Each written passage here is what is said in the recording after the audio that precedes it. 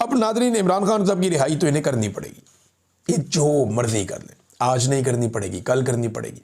हाँ, आसिम मुनीर सबसे बड़ी रुकावट है इमरान खान साहब की रिहाई की, ये हकीकत है। कोई अदालत इमरान खान साहब की रिहाई के लिए रुकावट नहीं है, कोई इदारा इमरान खान साहब की रिहाई के रास्ते में रुकावट नहीं है। सिर्फ इमरान खान और कोई हुकूमत इमरान खान साहब की रिहाई के रास्ते में रुकावट नहीं है, सिर्फ आसिम मुनीर साहब इमरान खान साहब की रिहाई के रास्ते में रुकावट है। और ये चंद लोग हैं जो रिहाई नहीं होने दे रहे, वरना इमरान खान साहब रिहा हो जाते अब तक। कोई कानूनी नुक्ता नज़र से तो उनको कैद में रखा नहीं हुआ, ये तो उनके बदतरीन मुखालिफिन कहते हैं इमरान खान साहब के, पूरी दुनिया में हर जगह पे वो कहते हैं कि जनाब इमरान खान जो है वो इसलिए जेल में नहीं है कि वो गुनाहगार है, वो इसलिए जेल में है कि एस्टेब्लिशमेंट से उसकी लड़ाई है। और आसिम मुनीर नहीं छोड़ेंगे इमरान खान को, लेकिन छोड़ना तो पड़ेगा, ये आज नहीं तो कल छोड़ना पड़ेगा। और ये मुझे ऐसा लगता है कि आनन फानन सब होगा और इन्हें छोड़ना पड़ जाएगा। और 2024 के इलेक्शन में जिसने गंद मारा है ना 2024 के इलेक्शन में, उन सब का एहतसाब होगा, उन सबको एक दिन जवाब देना पड़ेगा। ये जितने अफसर हैं या सरकारी मुलाजिम हैं जिन्हें बड़ा शौक है ना सियासत करने का, ये सारे आपको मुस्तकबिल में रायवंड के बाहर या बिलावल हाउस के बाहर बैठे हुए आपको नजर आएंगे और इनकी कोई औकात रह नहीं जाएगी। आज यानी आप अंदाजा कर दें इमरान खान को इर्रेलेवेंट करते करते कहां पहुंच गए। आज अब तहरीके तहफ़्फ़ुज़ आईन पाकिस्तान वाले पंजाब जाना चाह रहे हैं, उन्होंने जीटी रोड के रास्ते जा रहा है। 4 साल गुजर गए इनको रिजीम चेंज ऑपरेशन किए हुए, लगभग पौने 4 साल हो गए। पौने 4 साल के बाद आज भी इनकी औकात ये है कि इन्हें पूरे पंजाब में क्रैकडाउन करना पड़ता है कोई भी पॉलिटिकल एक्टिविटी शुरू होने से पहले। ये अब तक लोगों के दिल में जगह नहीं बना सके, ये अब तक लोगों के बीच में पेनिट्रेट नहीं कर सके, इनकी औकात ही नहीं बची, ये कर ही नहीं पाएंगे, इनसे होगा ही नहीं। और ये नहीं कर पाएंगे, ये सबको समझ आ गई है, इनके जाने का वक्त है। अब समझें आप, ये आज नहीं तो कल चले जाएंगे, क्योंकि एक चीज भी ये नहीं संभाल सके इस मुल्क की। यानी जिन लोगों को लाया गया जाली फार्म 47 के ऊपर, वो लोग बिल्कुल नालायक, निकम्मे और नखट्टू साबित हुए, नाअहल साबित हुए। वो वैसे तो इलेक्शन नहीं लड़ सकते थे, पब्लिक में भी फारिग हो गए, लेकिन उन्होंने कोई एक काम करके नहीं दिया इस मुल्क के अंदर, अवाम के अंदर वो थोड़ी सी भी जगह नहीं बना पाए। इमरान खान साहब ने जेल से बैठ के एक शख्स को कहा कि ज़हनी मरीज है, पूरा निज़ाम साबित करने पे तुला हुआ है कि हाँ वो वाकई ज़हनी मरीज है। रोजाना कोई ना कोई ऐसा काम कर देते हैं जिसपे पूरा निज़ाम ये गवाही देता है कि इमरान खान ने जेल से बैठ के जो कहा वो ठीक कहा। यानी कभी DGI-SPR की प्रेस कॉन्फ्रेंस, या तो क्या कोई बनता है, आप उठ के सियासी प्रेस कॉन्फ्रेंस कर रहे हैं और अजीब तरीके की आपकी बॉडी लैंग्वेज है जो किसी प्रोफेशनल सोल्जर की हो ही नहीं सकती। कभी इंडिया में देखा आपने किसी को ऐसे प्रेस कॉन्फ्रेंस करते हुए? कभी बांग्लादेश में देखा किसी फौजी को ऐसे प्रेस कॉन्फ्रेंस करते हुए? कभी आपने अमेरिका में, यूरोप में, बरतानिया में, इवन आपने कभी यहां पे ईरान के अंदर देखा है ऐसी प्रेस कॉन्फ्रेंस करते हुए? कोई डेकोरम होता है, कोई रिस्पेक्ट होती है, कोई एक सोल्जर की बॉडी लैंग्वेज होती है। आज़रबाईजान की मिसाल ले लें, आप दुनिया के किसी मुल्क की मिसाल ले लें, कहीं पे आपको इस किस्म का कोई फौज का तर्जुमान आपको प्रेस कॉन्फ्रेंस करता हुआ नहीं दिखेगा जैसी प्रेस कॉन्फ्रेंस ओपन पाकिस्तान के अंदर हो रही है। बहरहाल ये टके का काम नहीं कर सके और अब एक दूसरे पे मड स्लाइडिंग, यानी हम तो गंदे हो गए, दूसरों को भी गंदा करो।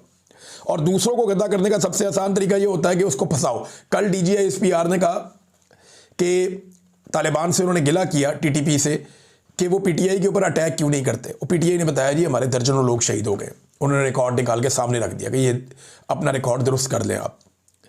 और आज जनाब बड़े बड़े टीवी चैनल के अंदर प्रोग्रामों में बिठा के PTI के लोगों को ज़बरदस्ती उनको कहा जा रहा है, अच्छा जी आप खुले लफ्ज़ों में मजम्मत करें और आप ये कहें कि तहरीके तालिबान पाकिस्तान दहशतगर्द है। भाई ये 1000 दफ़ा PTI कह चुकी है, यानी दीवार के साथ लगा के उन्हें कह रहे हैं जी आप कहें कि तहरीके तालिबान पाकिस्तान दहशतगर्द है। इधर से उन्हें फौज भी मार रही है, उधर से उन्हें तालिबान भी मार रहे हैं, वो बीच में पिसे हुए हैं।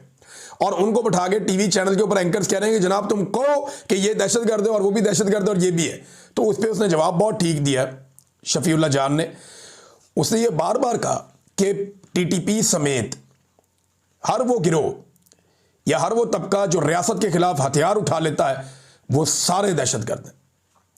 उसने TTP को भी रगड़ा दिया, बाकी सबको भी दिया। कोई गुड तालिबान, कोई बैड तालिबान नहीं है।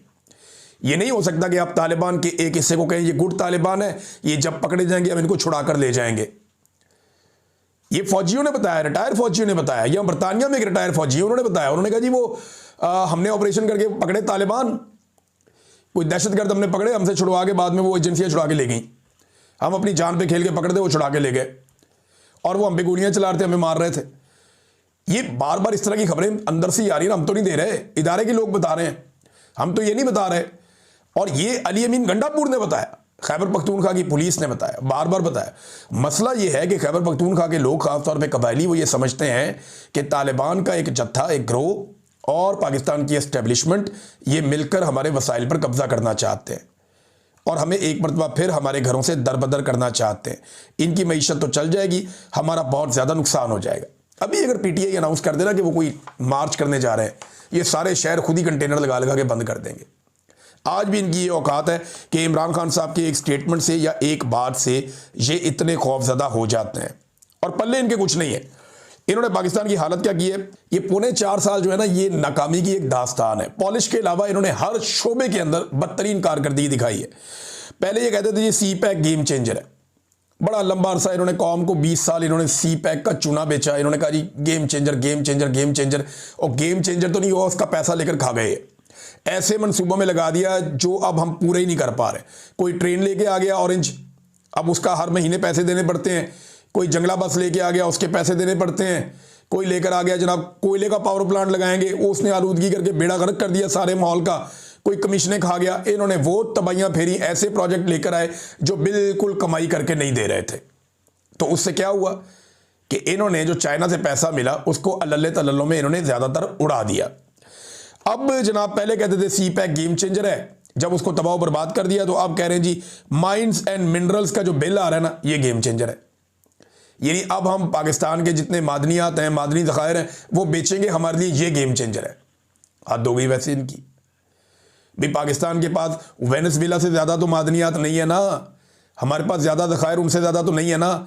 उनकी तो गेम चेंज नहीं हुई, तो हमारी मादनियात से गेम कैसे चेंज हो जाएगी? गेम चेंज पता कैसे होएगी? गेम चेंजर बैठा हुआ है अडयाला जेल में, उसको बाहर निकालो। जो नजरिया इस वक्त उसने अपनाया हुआ है ना, वो नजरिया है पाकिस्तान का गेम चेंजर, कि सारे इदारे अपना अपना काम करें, आइन की सरबुलंदी हो, आज़ादी इज़हार राय हो, पाकिस्तान में अदलिया आज़ाद हो, पाकिस्तान में पार्लिमान की जो है वो बालादस्ती हो, पाकिस्तान में इंसानी हकूक़ का एहतराम किया जाए, रूल ऑफ लॉ होना चाहिए। ये है गेम चेंजर। ना ये गेम चेंजर होना है सी पैक से, ना ये गेम चेंजर होना है मादनियात से। अभी कोई वो वजीर दिफा कह रहे थे कि जनाब गेम चेंजर एक और भी उन्होंने बताना शुरू कर दिया। उन्होंने कहा जी हम अपने तैयारे बेचेंगे, जो जेट तैयारे चाइना के साथ मिलकर हम बना रहे हैं ना, फाइटर जेट, अब हम वो बेचेंगे दुनिया को। वो सऊदी अरब के साथ भी ये खबर आई है। वैसे ये खबर अगर हो जाता है तो बड़ी अच्छी बात है, सऊदी अरब को हमने बहुत पैसा देना है और अब ये कहते हैं कि हम तैयारों के साथ ये पैसे एडजस्ट कर लेते हैं। लेकिन सवाल एक पैदा होता है ना कि सऊदी अरब के अमेरिका के साथ बड़े शानदार ताल्लुकात हैं,